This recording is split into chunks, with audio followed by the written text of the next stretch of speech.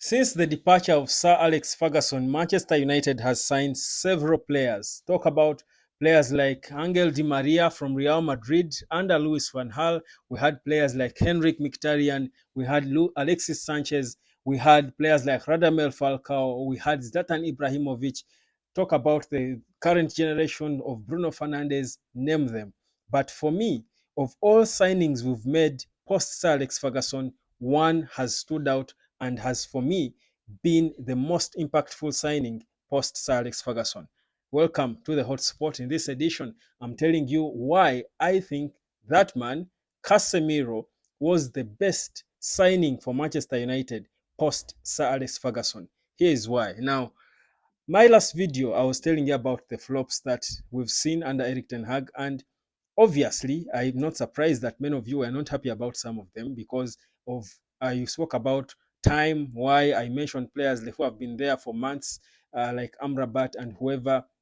And I get what you're saying, and I spoke about it. But Casemiro did not need years to impact at Manchester United. He impacted instantly. Do you know why? It's because he was signed for 60 million pounds plus 10 million pounds in add-ons. Now, that's what you do if you're top signing. If you're a player signed for a lot of money, the expectation is that you're supposed to perform instantly. Because if you're signed for 60 million pounds, you're world class. So if players like Casemiro, Bruno Fernandes did not need time to impact, what business do you have telling me that certain players have only been here for 2 months, so we can't talk about them? Yes, we know they can improve, but as it is now, they are showing that they are flops. And I'm unapologetic about that. I love these players, but I'm unapologetic about that. But anyhow, let's get back to the topic of Casemiro. Here's why I think Casemiro has been the most impactful Manchester United signing post Sir Alex Ferguson.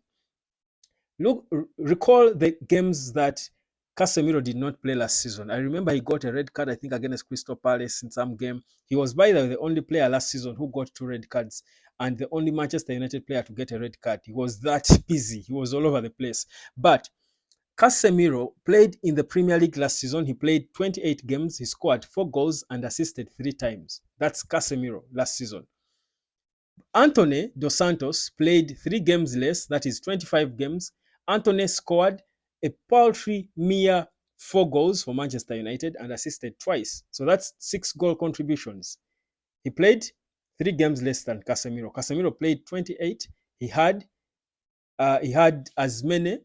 He scored 4 goals and had 3 assists. So he had 7 goal contributions. Now, that's impact in terms of what he can do.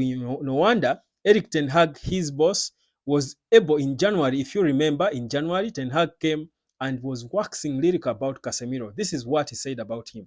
And you can read that Casemiro is magnificent in front of the back line, always taking good positions in and out of possession, and he can deal with the ball, he can give the right pass, so he can accelerate the game if necessary, he can score as well. That is the man, Casemiro, we are talking about. So for me, that's impact. United were almost competing for the Premier League title last season because Casemiro was playing well, because he instantly came and performed well. When Casemiro had a good game, United looked good. That's why you remember during the summer transfer window, we were all crying and complaining and saying Man United needs to sign a backup for Casemiro. That is why we are so excited about Amrabat. And that's why I included Amrabat in my flop list, because our expectations of Amrabat were so high that I can't believe that he can't start against Fulham. So for me, that is a sign that, okay, yes, he's been there for a few days, but with what is happening at United, I think there is not so much for us to expect from him. But that does not mean he can't change. This is meant to motivate him. But going back to Casemiro, that is the level of impact he brought instant at Manchester United. We went from being a terrible team to being a title contender in our first season.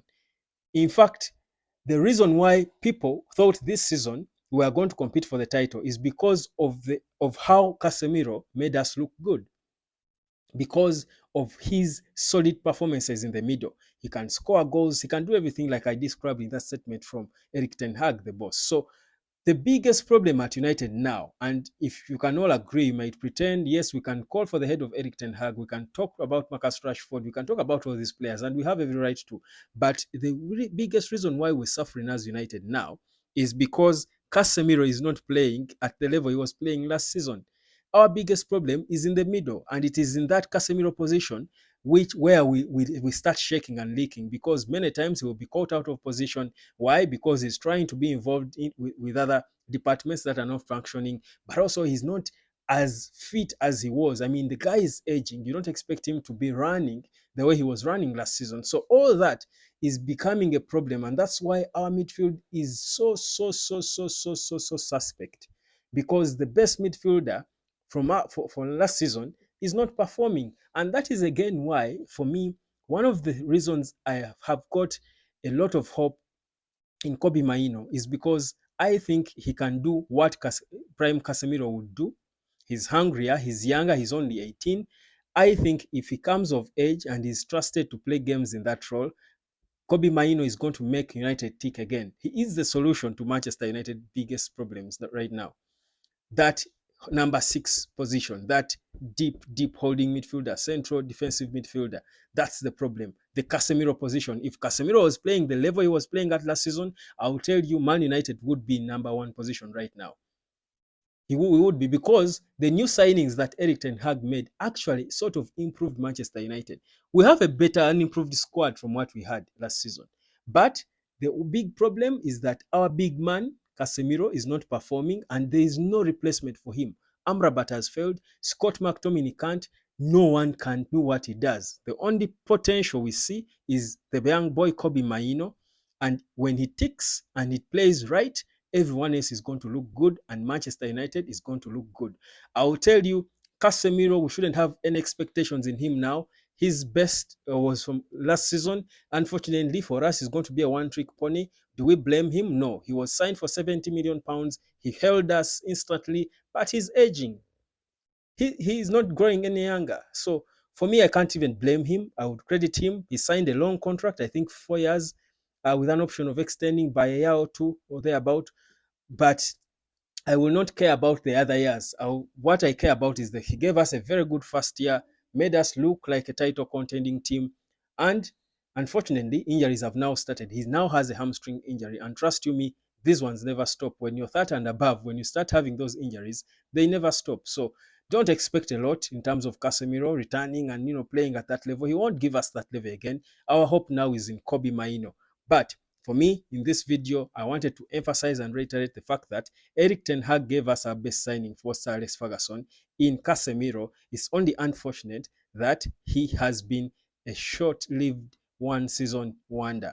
And that's not because he's bad, it's because he's aging, and the intensity of the Premier League in that role calls for a fit young midfielder.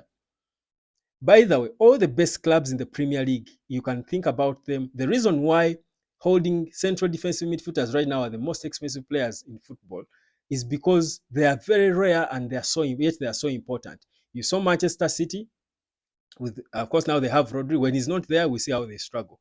You talk about Arsenal, they spent over £1 million, Arsenal, to spend that amount of money on Declan Rice because of that role. Talk about Moises Caicedo. How much was he, sold to Chelsea? Most expensive signing for Chelsea. Why? That role. So that Casemiro role is so important that you've got to have it right if you're going to compete for the Premier League or even in the Champions League. So for me, that's my honest take. Let me know what you think. Hotspot, subscribe. My name is Webb. I'll catch you later, fam. I'll get you.